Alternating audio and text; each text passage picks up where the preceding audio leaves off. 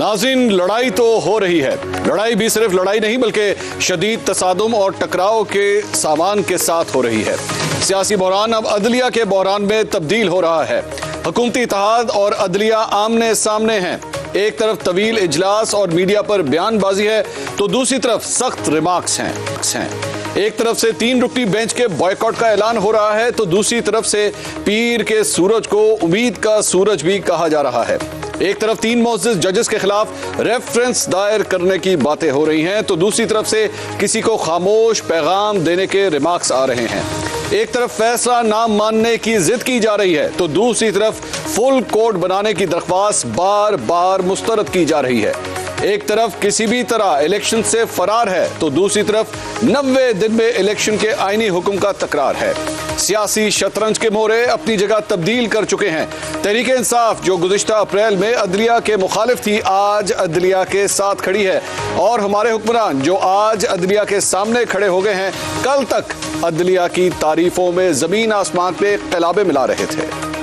अदलिया के हवाले से हम समझते हैं कि उन्होंने कौम की उम्मीदों पर पूरा उतरते हुए बड़ा इत्मीनान बख्श फैसला दिया। जमहूरियत की जीत हुई है, आइन की जीत हुई है। जिस तरीके से ये फैसला दिया गया है हम समझते हैं कि 2018 के जो दाग थे वो काफ़ी हद तक अब धो चुके हैं। अदालत उज़्मा ने ये फैसला दे के अपना वक़ार और अपना उनकी जो इंडिपेंडेंस है उसको 4 चांद लगाए हैं। एक ऐसा फैसला दिया है जिससे कि न सिर्फ पाकिस्तान का जो आइन है वो बच गया है, पाकिस्तान बच गया है। जब अदालतें आइन की तशरीह कर रही हैं, आप उसको मानने से इनकारी हैं, तो अगर आप ये रवैया रखेंगे जहां आप अदालती ऑर्डरों को नहीं मानेंगे क्योंकि आप ताकतवर हैं, तो कल को एक आम पाकिस्तानी ये नहीं कहेगा कि आपने नहीं माने तो मेरे पे किसी कोर्ट का हुक्म लागू नहीं होता, तो ये मुल्क कैसे चलेगा। उस्मा का जो फैसला है आपको लाख इख्तिलाफ हो सकता है या उससे इत्तेफाक हो सकता है, लेकिन हम सब अदलिया का एहतराम करने वाले हैं।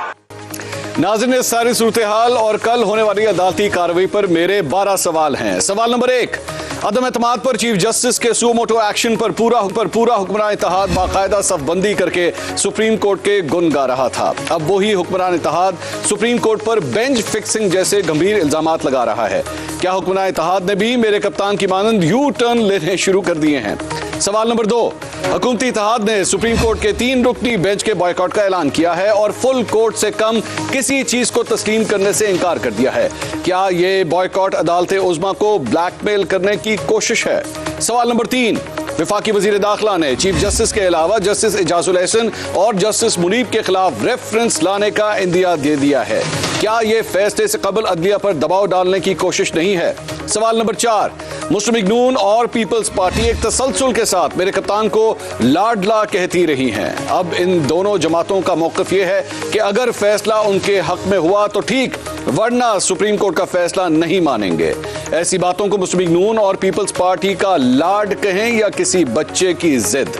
सवाल नंबर 5, क्या पाकिस्तान का आइन फैसला होने से पहले ही जजेस को बदनाम करने और फैसले ना मानने की धमकियों की इजाजत देता है या ये अमल तौहीन अदालत शुमार होगा। सवाल नंबर 6, मेरे कप्तान के शोला बयान तर्जुमान फवाद चौधरी ने दावा किया है कि अगर अदालती हुक्म पर अमल दरामद ना हुआ तो सुप्रीम कोर्ट पीर के रोज वजीर आजम को फारिग कर देगी। ये खबर है, तज्जिया है या बस एक मासूम सी ख्वाहिश। सवाल नंबर 7, फवाद चौधरी के दावे के मुताबिक अगर अदालत उज़्मा अपने फैसले पर अमल दरामद ना करने पर तौहीन अदालत में वजीर आजम शहबाज शरीफ को ओहदे से फारिग कर देती है तो हुक्मरान इत्तेहाद नया वजीर आजम लाएगा या इलेक्शन की तरफ जाएंगे।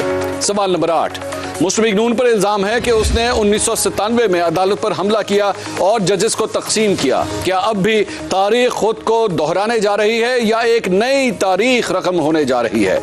सवाल नंबर 9, मेरे कप्तान ने कहा है कि अगर 90 दिन में इलेक्शन ना हुए तो वो फिर सड़कों पर होंगे। इससे पहले जब भी कप्तान सड़कों पर आए उनकी उम्मीदें और मुतालबात पूरे ना हो सके। इस बार क्या गारंटी है कि कामयाबी मिलेगी।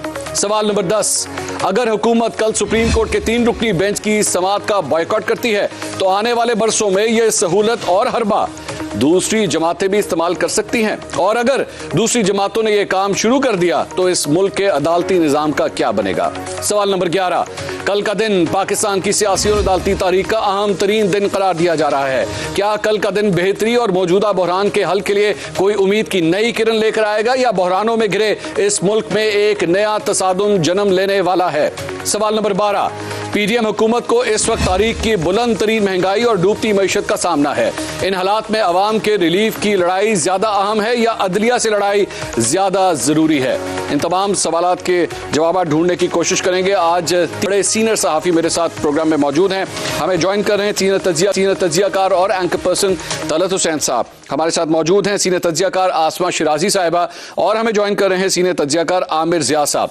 तलत हुसैन साहब, मैं सबसे पहले शेख रशीद साहब के पास वैसे सहूलत है, ज्यादातर सहाफ़ियों के पास पाकिस्तान में इसकी सहूलत नहीं है, but what are you predicting अगले 24 से 48 घंटों में किस किस्म का शोडाउन होने जा रहा है अदालत में?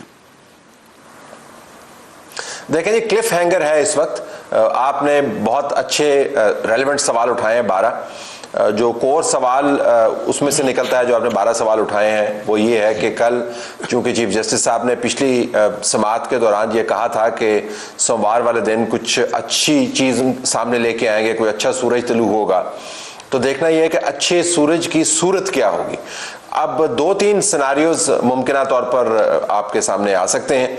एक तो ये कि चीफ जस्टिस साहब हुकूमत के इस एतराज़ को कि वो बेंच के ऊपर मोतरज़ हैं, और उनमें से एक जस्टिस साहब जो हैं पहले इसी केस के अंदर अपने आप को रिक्यूज़ कर चुके हैं, उस एतराज़ को मोतबर गर्दाने और उसके बाद या तो बेंच में से वो साहब उठ जाएं या फिर बेंच को बड़ा कर दिया जाए। ये चीफ जस्टिस साहब के पास इख्तियार मौजूद है। दूसरा ये कि वो कंसल्टेशन का जो प्रोसेस है जिसका उन्होंने जिक्र किया था, वो बार बार जिक्र कर रहे हैं कि टेम्परेचर्स को हमने नीचे लेके आना है, उसके लिए कुछ 2-4 दिन दे दें और कहें जी कि आप आपस में मिल बैठें और बाकायदा इसको डायलॉग को आगे लेके जाएं और बताएं कि इंतखाबात की तारीख कैसे देनी है। तीसरा जो रास्ता है, जो काफ़ी मुश्किल रास्ता मुझे लगता है, जिसके अंदर ये बेंच इसरार करे कि इसी ने ये पिटीशन सुननी है और इसी पिटीशन के सुनते सुनते ये फैसला सादर करे कि जो तारीख तब्दील की गई है वो काबिल कबूल नहीं है, और हमने जो डिविएशन का लफ्ज़ इस्तेमाल किया था वो महदूद मुद्दत के लिए, और महदूद मुद्दत की मुद्दत जो है वो 2 हफ्ते से ज़्यादा नहीं है, और फिर वो दोबारा से इलेक्शन कमीशन को कहे कि प्रेसिडेंट साहब से कंसल्ट करके इतने दिनों के अंदर आप तारीख अनाउंस करें। जाहिर है उसके ऊपर बहुत सारे एतराज़ात उठेंगे, उसके अंदर इलेक्शन कमीशन का अपना नुक्ता नज़र है, उसके अंदर बेंच की कॉम्पोजिशन के इश्यूज़ मौजूद हैं। तो मुझे लगता है कि ये 3 सिनारियोज़ हैं।